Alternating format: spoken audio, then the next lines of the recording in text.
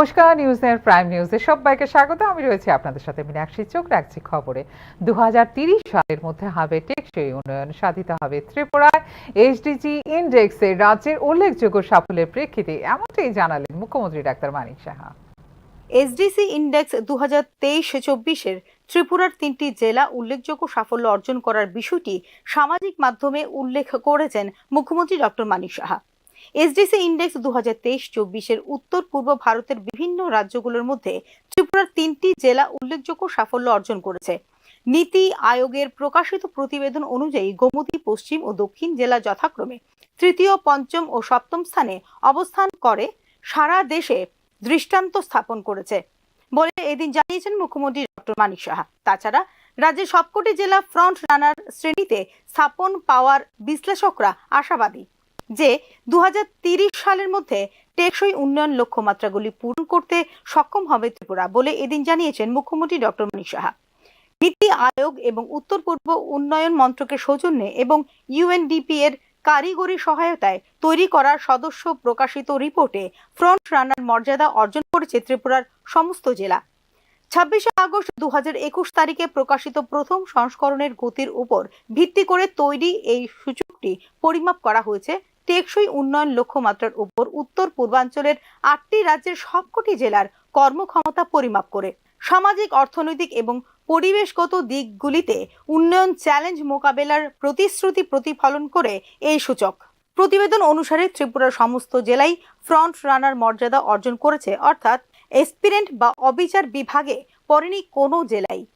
Bureau report, news নাও।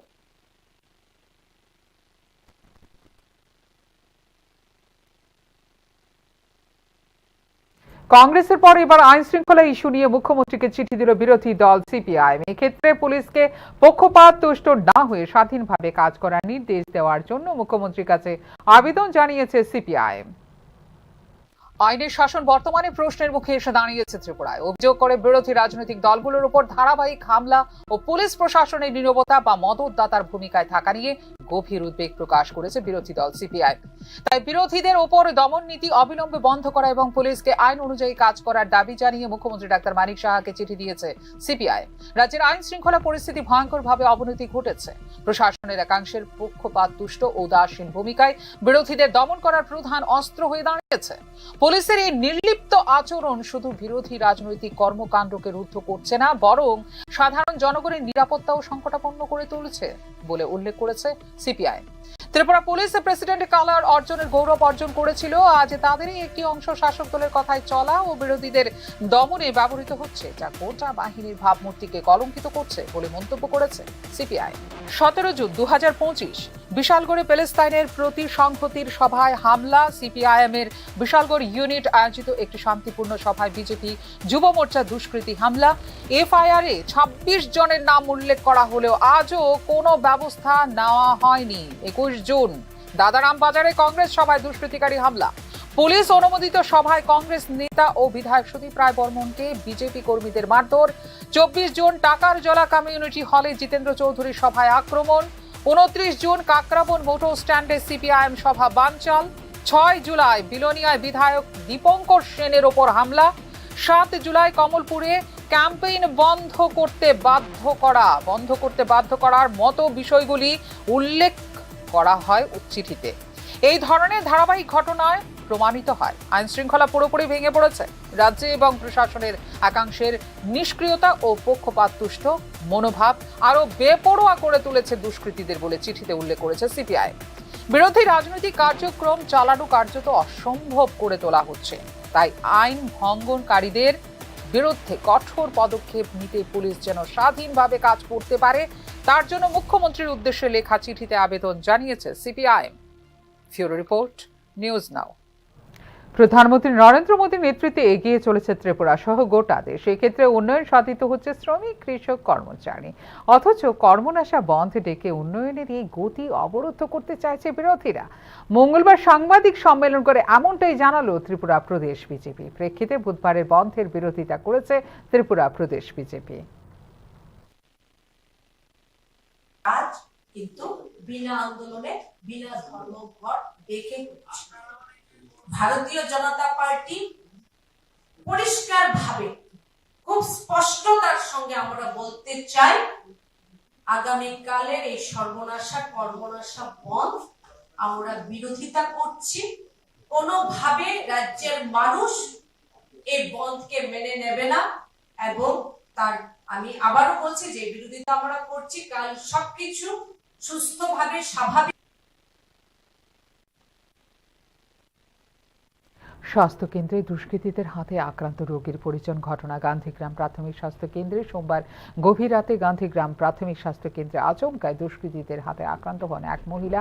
প্রাকৃতিক কাজ করা যাবে না বলে রোগীর এক পরিজনকে শারীরিকভাবে নির্যাতন করতে থাকে দুষ্কৃতীরা।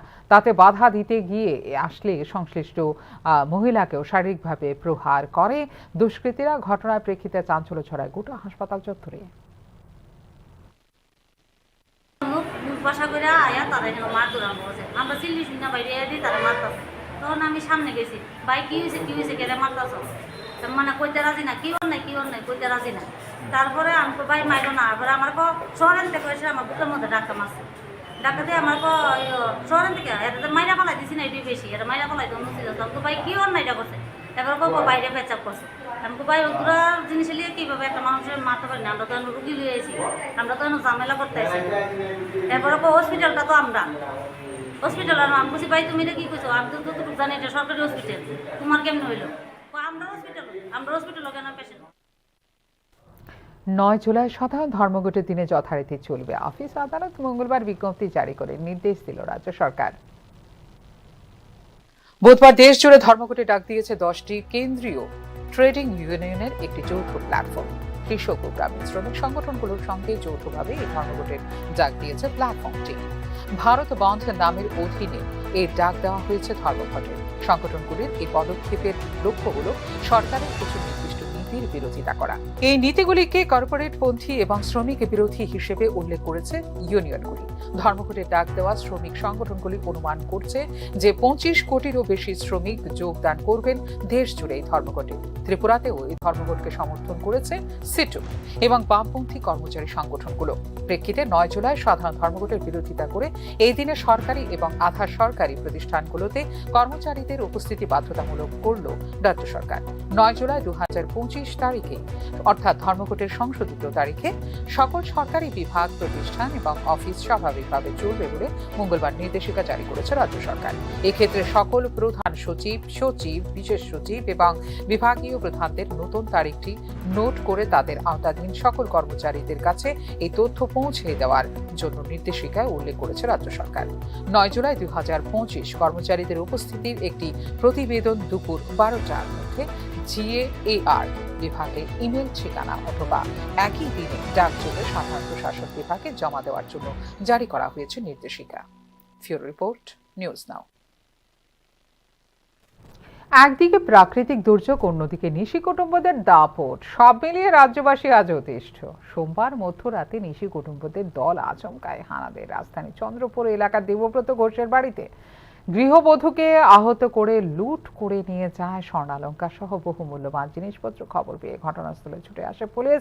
গোটা এলাকায় চাঞ্চল্য সৃষ্টি হয়েছে। সব মিলিয়ে রাজ্যবাসীর সুরক্ষা নিয়ে উঠছে প্রশ্ন। প্রাকৃতিক দুর্যোগের পাশাপাশি নিশি কুটুম্বদের হাত থেকে কি রক্ষা করতে পারবে প্রশাসন? এখন সেদিকে তাকিয়ে রাজ্যবাসী।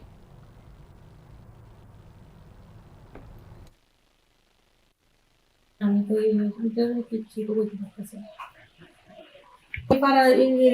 সবাই আতঙ্ক আছে।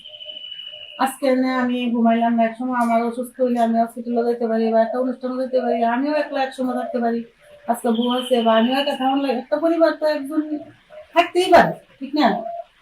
এটা আমরা একদম সেফটি নাই, জানেন এই অবস্থা। ক্ষুধা ও স্বাস্থ্য সম্পর্কিত উন্নয়নের লক্ষ্যমাত্রা অর্থাৎ SDG ক্ষেত্রে প্রথম সারিতে রয়েছে ত্রিপুরা। সদ্য প্রকাশিত রিপোর্টে কথা জানিয়েছে নীতি আয়োগ। ক্ষুধা ও স্বাস্থ্য সম্পর্কিত টেকসই উন্নয়ন লক্ষ্যমাত্রা বা SDG ক্ষেত্রে উল্লেখযোগ্য অগ্রগতি হয়েছে ত্রিপুরায় বলে সর্বশেষ রিপোর্টে উল্লেখ করল নীতি আয়োগ। উত্তর পূর্ব অঞ্চল জেলা SDG সূচকে প্রথম সারিতে রয়েছে ত্রিপুরা বলে সদ্য প্রকাশিত একটি প্রতিবেদনে জানিয়েছে নীতি আয়োগ। উত্তর পূর্বাঞ্চলীয় উন্নয়ন মন্ত্রক এবং জাতিসংঘ উন্নয়ন কর্মসূচির সহযোগিতায় নীতি আয়োগ কর্তৃক তৈরি এই প্রতিবেদনে SDG 2 অর্থাৎ শূন্য ক্ষুধা এবং SDG 3 অর্থাৎ সুস্বাস্থ্য ও সুস্থতা ক্ষেত্রে ত্রিপুরার উল্লেখযোগ্য অগ্রগতি তুলে ধরেছে নীতি আয়োগ। মিজোরাম, সিকিম এবং ত্রিপুরা সমস্ত জেলা এখন অগ্রণী অবস্থানে পৌঁছেছে। উত্তর পূর্বাঞ্চল জুড়ে অগ্রণী জেলাগুলির অংশ 62% থেকে বেড়ে 85%-এরও বেশি হয়েছে, যা অন্তর্ভুক্তিমূলক প্রবৃদ্ধির প্রতি এই অঞ্চলে দৃঢ় প্রতিশ্রুতিকে তুলে ধরে বলে সদ্য প্রকাশিত রিপোর্টে উল্লেখ করেছে নীতি আয়োগ। SDG 2 এবং SDG 3 ক্ষেত্রে উত্তর পূর্বাঞ্চলের রাজ্যগুলির 93টি জেলায় উন্নতি রেকর্ড করেছে, প্রভূত উন্নয়ন লক্ষ্য করা গেছে বলে রিপোর্টে উল্লেখ করেছে নীতি আয়োগ। সিকিম সমস্ত জেলায় ধারাবাহিক কর্মক্ষমতার জন্য স্বীকৃত হয়েছে, যেখানে মিজোরামের হাতিয়াল সামগ্রিকভাবে সেরা কর্মক্ষমতা সম্পন্ন জেলা হিসেবে রয়েছে শীর্ষস্থানে। আনুষ্ঠানিকভাবে নীতি আয়োগের এই প্রতিবেদনটি প্রকাশ করেছেন নীতি আয়োগের ভাইস চেয়ারম্যান সুমন বেরি, নীতি আয়োগের সিইও BVR সুব্রমণিয়াম, উত্তর পূর্ব উন্নয়ন ও উন্নয়ন মন্ত্রকের সচিব চঞ্চল কুমার এবং ভারতে UNGPর দায়িত্বপ্রাপ্ত ডক্টর এঞ্জেলা লুসিগি। তথ্য চালিত শাসন ব্যবস্থার মূল্যের উপর জোর এবং ভারতের উত্তর পূর্ব রাজ্যগুলিতে তৃণমূল পর্যায়ে টেকসই উন্নয়ন লক্ষ্যমাত্রার অগ্রগতি ত্বরান্বিত করার জন্য একটি কৌশলগত কাঠামো প্রদান করেছে সূচকের এই দ্বিতীয় সংস্করণ। ফিউরো রিপোর্ট, নিউজ নাও। বুধবার 10টি ট্রেড ইউনিয়নের ডাকা রাজ্যব্যাপী বন্ধ সফল করার আহ্বান রাখলেন সিপিআইএম রাজ্য সম্পাদক জিতেন্দ্র চৌধুরী। শহরের পাশাপাশি গ্রামীণ এলাকায়ও বন্ধ সফল করার আহ্বান রাখলেন সিপিআইএম রাজ্য সম্পাদক। বুধবার দেশব্যাপী ধর্মঘটের ডাক দিয়েছে 10টি ট্রেড ইউনিয়ন। এতে সামিল হবেন 25 কোটিরও বেশি কর্মী। এদের মধ্যে ব্যাংকিং, বিমা, ডাক ও ইনফ্রাস্ট্রাকচারের মতো সরকারি পরিষেবা খাতে নিযুক্ত কর্মীরাও রয়েছেন। শহরের পাশাপাশি গ্রামীণ এলাকাতেও এই ধর্মঘটের আহ্বান করা হয়েছে বলে মঙ্গলবার জানিয়েছেন সিপিআইএম রাজ্য সম্পাদক জিতেন্দ্র চৌধুরী। সমস্যা শুধুমাত্র শ্রমিকদের না, কৃষকদের। ভারতবর্ষ কৃষি প্রধান দেশ, কাজেই শ্রমিক কৃষক উভয়ের জীবন জীবিকা এটা একটার সাথে আরেকটার ওতপ্রোতভাবে সেখানে সম্পর্কিত। কাজেই এই বন্ধ তারাও সামিল হচ্ছেন সাধারণ ধর্মঘটের পাশাপাশি গ্রামীণ ধর্মঘটের আহ্বান জানিয়ে। কেন্দ্রীয় সরকারি নীতির কারণে ক্ষতিগ্রস্ত শিল্প এবং কৃষিও তাই ট্রেড ইউনিয়নের ডাকা এই ধর্মঘটে সকলের সহযোগিতা আহ্বান করেছেন সিপিআইএম রাজ্য সম্পাদক জিতেন্দ্র চৌধুরী। আমাদের দেশের বর্তমান সরকার তাদের নীতির কারণে দেশের কৃষি এবং শিল্প ধ্বংস হচ্ছে। তার মানে কৃষক এবং শ্রমিকের ভবিষ্যৎকে অন্ধকারের দিকে ঠেলে দেওয়া হচ্ছে। এই কৃষি এবং শিল্পকে বাঁচাতে না পারলে এই ভারতবর্ষরাও বাঁচবে না। এবং এই কৃষি এবং শিল্পকে ধ্বংস করার জন্য মোদী সরকার আমাদের দেশের সংবিধানের উপরেও হামলা চালাচ্ছে। কাজে একদিক থেকে জীবন জীবিকা আমাদের সম্পদ, আরেক দিক থেকে আমাদের রাজনৈতিক এবং গণতান্ত্রিক অধিকার রক্ষার লড়াই এবং সমর্থন করার জন্য সকলে এগিয়ে আসুন। এদিকে ট্রেড ইউনিয়নের ডাকাই ধর্মঘটের বিপক্ষে নির্দেশিকা জারি করেছে রাজ্য সরকার। 9 জুলাই সমস্ত সরকারি এবং আধা সরকারি প্রতিষ্ঠানের কর্মচারীদের যথাসময়ে নিজ নিজ কর্মস্থলে উপস্থিত থেকে কর্তব্য পালনের জারি করা হয়েছে নির্দেশিকা। ফিউরো রিপোর্ট, নিউজ নাও। রাজ্যে ক্যাডার সার্ভিসে বরিষ্ঠ অফিসারের পদ রয়েছে 92টি। এক্ষেত্রে 70টি পদেই নেই অফিসার। আঢক প্রমোশনের নীতির কারণেই প্রশাসনে অফিসার স্বল্পতা দেখা দিয়েছে বলে অভিযোগ কর্মচারীদের একাংশ মহলের। অ্যাডহক প্রমোশনের নয়া নীতির গ্যারাখলে আটকে এক প্রকার স্থবিরতার সৃষ্টি হয়েছে রাজ্য সরকারের প্রশাসনে। ক্যাডার সার্ভিস, নন ক্যাডার সহ গ্রুপ এ থেকে গ্রুপ সি পর্যন্ত বিভিন্ন ক্যাটাগরির প্রমোশন নির্ভর শূন্য পদের পাহাড় বেড়েই চলছে ক্রমশ। 2021 সালের 22 জুন নয়া প্রমোশন পলিসির বিজ্ঞপ্তি জারি করে রাজ্য সরকার। সেখানেই প্রথম বলা হয় অ্যাডহক পদোন্নতির কথা। সেই অনুসারে বিভিন্ন স্তরে সরকারি অফিসার কর্মচারীদের পদোন্নতি দেওয়া হয়েছে অ্যাডহক ভিত্তিতে। কিন্তু রাজ্য সরকারের অ্যাডহক পদোন্নতির পদ্ধতি গ্রহণ করেনি এজি অফিস। পেনশন সুবিধার সময় পুরনো পদের বেতনক্রমে অবনমন করে দেওয়া হোক অ্যাডহক পদোন্নতি প্রাপ্তদের। এ নিয়ে ক্ষোভ রয়েছে অফিসার কর্মচারী মহলে। অ্যাডহক পদোন্নতির নীতির ফলে এবার উদয় হয়েছে নয়া জটের। কোনো প্রার্থীকে কেবলমাত্র পরবর্তী উচ্চতর পোস্ট বা গ্রেডে অ্যাডহক পদোন্নতি একেবারেই দেওয়া যাবে, তার পরবর্তী উচ্চতর পোস্টে একই ধারায় অ্যাডহক পদোন্নতি দেওয়া যাবে না বলে স্পষ্ট বলা হয়েছে 2021 সালে ঘোষিত নীতির 8 4 ধারায়। নয়া প্রমোশন পুলিশের বিজ্ঞপ্তি জারির 4 বছর পেরিয়ে গেছে। অ্যাডহক পদোন্নতি প্রাপ্তদের পেরিয়ে যাচ্ছে পরবর্তী পদোন্নতির সময়, কিন্তু তাদের পদোন্নতি দিচ্ছে না রাজ্য সরকার। টিসিএস, এসএসজি পদগুলো কেবলমাত্র পদোন্নতির মাধ্যমে পূরণ করা যায়। এরকম 92টি বরিষ্ঠ অফিসারদের পদ আছে রাজ্য ক্যাডার সার্ভিসে। এর মধ্যে খালি পড়ে আছে 70টি পদে। দিন দিন কমছে অফিসারের সংখ্যা, বছর বছর বাড়ছে শূন্য পদের পাহাড়। কিন্তু পদোন্নতির মাধ্যমে এসব শূন্য পদে পূরণ করার পদক্ষেপ রাজ্য সরকারের তরফে নেই বলে অভিযোগ সংশ্লিষ্ট কর্মচারীদের। একই দশা সৃষ্টি হয়েছে বলে খবর রাজ্য প্রশাসনের সমস্ত দপ্তরেই।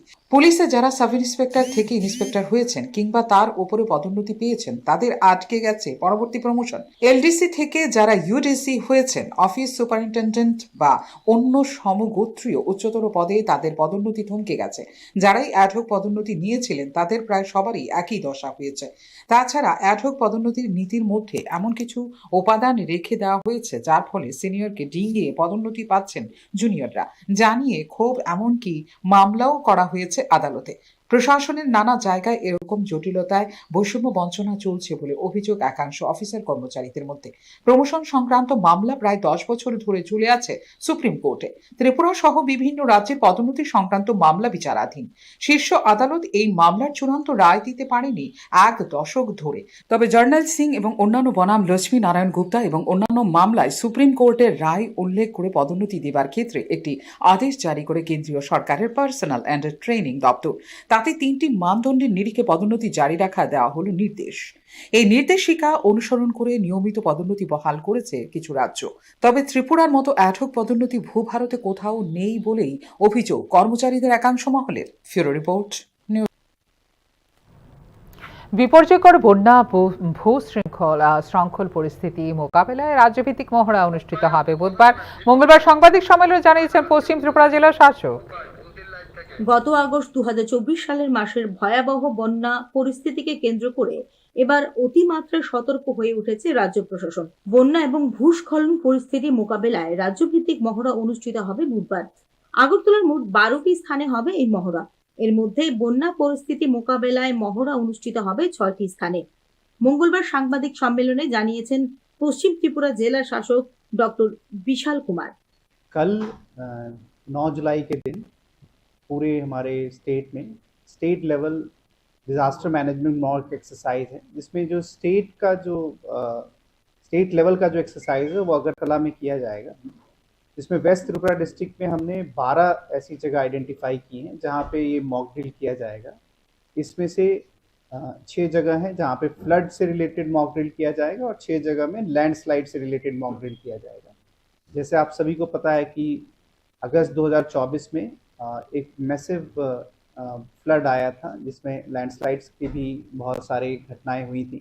तो उसको लेके और उसकी प्रिपेयर्डनेस को लेके हम लोग यहाँ पे ये एक्सरसाइज करेंगे। इसमें नेशनल डिजास्टर मैनेजमेंट अथॉरिटी के रिप्रेजेंटेटिव रहेंगे और साथ ही साथ इसमें स्टेट लेवल पे जितने भी इंस्टीट्यूशंस हैं वो इसमें पार्टिसिपेट करेंगे। সকাল 7:30 থেকে শুরু হবে এই মহড়া। রাজধানীর উমাকান্ত ময়দানে হবে মহড়ার মূল কর্মসূচি, জানিয়েছেন পশ্চিম ত্রিপুরা জেলা শাসক। যে স্টেজিং এরিয়া আছে এই স্টেজিং এরিয়া উমাকান্তা একাডেমি থেকে থাকবো। আর সুবহ 7:30 7:30 बजे सुबह এটা স্টেজিং এরিয়ার মধ্যে অল ম্যান পাওয়ার এখানে থাকবো। আর যে প্রমিনেন্ট এরিয়াগুলি আছে যেখানে এটা হলো, এটা মেইনলি এটা Anandnagar bottling park, Vidyasagar lake, MBB college lake and IGM hospital एगुली सदर मध्य এটা 4টা লোকেশন আছে যেখানে এটা বেশি ভাবে এটা মক ড্রিল কন্ডাক্ট হইব। আর যে স্টেজিং এরিয়া এটা আপনি জানি এটা উমাকান্তা একাডেমি, এখানেই সব যে এজেন্সিগুলি এখানে একত্রিত হইব। ন্যাশনাল ডিজাস্টার ম্যানেজমেন্ট অথরিটির সরাসরি সহযোগিতায় অনুষ্ঠিত হবে এই মহড়া। বুধবারের এই মহড়ায় অংশ নেবে ত্রিপুরা রাজ্য পুলিশ, অগ্নি নির্বাপক দপ্তর, প্রাণী সম্পদ উন্নয়ন দপ্তর, স্বাস্থ্য দপ্তর, পূর্ত দপ্তর, পশ্চিম ত্রিপুরা জেলা প্রশাসন এবং central armed police force. Bureau report, news নাও। সোমবার রাত থেকে শুরু হওয়া টানা বর্ষণের কারণে জলমগ্ন হয়ে পড়েছে রাজ্যের বিভিন্ন এলাকা। এক্ষেত্রে জলমগ্ন হয়ে পড়েছে উদয়পুর এবং বিলোনিয়ার বিভিন্ন এলাকা। বর্ষার মরশুম শুরু হতেই জলমগ্ন হয়ে পড়েছে রাজ্যের বিভিন্ন এলাকা। এক্ষেত্রে জলে থই থই উদয়পুর পুর পরিষদের 11 নম্বর ওয়ার্ডের এলাকা। বাড়ি ঘরে জল প্রবেশ করায় বেকায়দায় সাধারণ মানুষ। মঙ্গলবার সকাল থেকে প্রচণ্ড বৃষ্টি হয় উদয়পুর শহর সহ সারা মহকুমায়। বিভিন্ন জায়গায় জমে গেছে জল। এক্ষেত্রে প্রশাসনের কর্তাদের দেখা নেই বলে অভিযোগ সাধারণ মানুষের। উদয়পুর শহরের থানা চৌমুহনী, ছনবন, ব্রহ্মাবাড়ি টাউন, সোনামোড়া সহ খিলপাড়া, রাজারবাগ এলাকায় জমে গেছে প্রচুর জল। টাউন সোনামোড়া কি সামান্য বৃষ্টিতে মানুষ বাড়িগুলো জল ঢুকছে? হ্যাঁ, জল ঢুকছে তো বেশি জল জল কি বেশি? জল, হ্যাঁ খুব বেশি। রাস্তার মধ্যে তো আছেই, পাশাপাশি সব বাড়িতে জল ঢুকে গেছে। বাড়িগুলো জল ঢুকছে? হ্যাঁ। এই বিষয়ে কি পুরপিতা জানেনি? পুরবিটা জানেনি কি জানি না, আমি তো জানার তো কথা। আপনার তো কষ্ট হইতে আছে এই বর্ষার দিনে চলাচল করতে। কষ্ট মানে কষ্ট।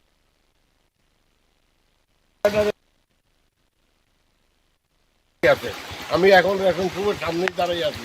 এদিকে সোমবার রাত থেকে মুষলধারে বৃষ্টি হচ্ছে বিলোনিয়ায়। বিরামহীন বৃষ্টি চলছে বিলোনিয়া জুড়ে। প্রেক্ষিতে জলমগ্ন হয়ে পড়েছে বিলোনিয়া শহরের বিভিন্ন এলাকা, বিশেষ করে কালীনগর, মহামায়া কালীবাড়ি, জগন্নাথ বাড়ি, বিদ্যাপীঠ এলাকা প্রভাবিত হয়েছে সবচেয়ে বেশি। কালীনগর এবং মহামায়া কালীবাড়ি এলাকায় জল প্রবেশ করেছে বাড়ি ঘরে। এদিকে আবহাওয়া দপ্তরের মঙ্গলবার বিকেলে জারি করা সর্বশেষ রিপোর্ট অনুযায়ী গত 24 ঘন্টায় বিলোনিয়ায় বৃষ্টি হয়েছে 88.6 মিলিমিটার।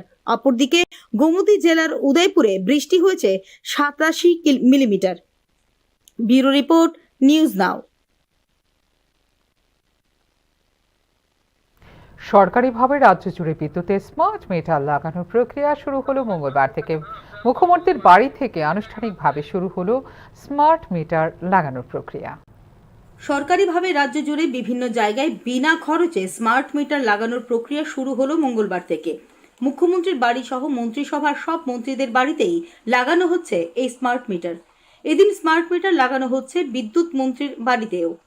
ত্রিপুরায় 10 লক্ষাধিক বিদ্যুৎ গ্রাহক রয়েছেন। এর মধ্যে 90,000 বিদ্যুৎ গ্রাহকদের বাড়িতে স্মার্ট মিটার বসানো হয়েছে। মঙ্গলবার থেকে মুখ্যমন্ত্রীর বাড়ি সহ মন্ত্রিসভার সব মন্ত্রীদের বাড়িতে স্মার্ট মিটার লাগানোর প্রক্রিয়া শুরু হয়েছে বলে জানিয়েছেন বিদ্যুৎ মন্ত্রী।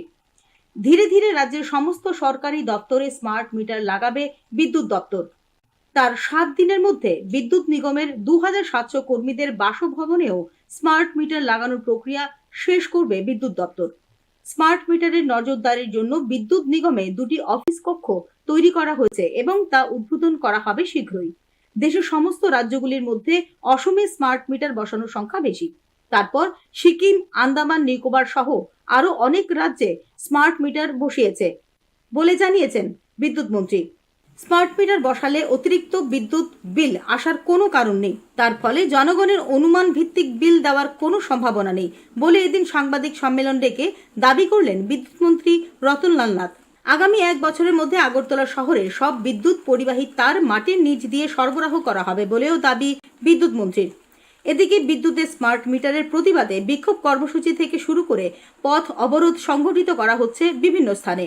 মূলত আচমকা অস্বাভাবিক হারে মাসুল বেড়ে যাওয়ায় বিদ্যুৎ স্মার্ট মিটার প্রত্যাহারের দাবি বিক্ষুব্ধদের। Bureau report, news now. এখনকার মতো এই মুহূর্তের সংবাদ এই পর্যন্ত। অন্যান্য আপডেটস দেখার জন্য অবশ্যই নজর রাখতে হবে নিউজ নাও পর্দায়। নমস্কার, শুভরাত্রি।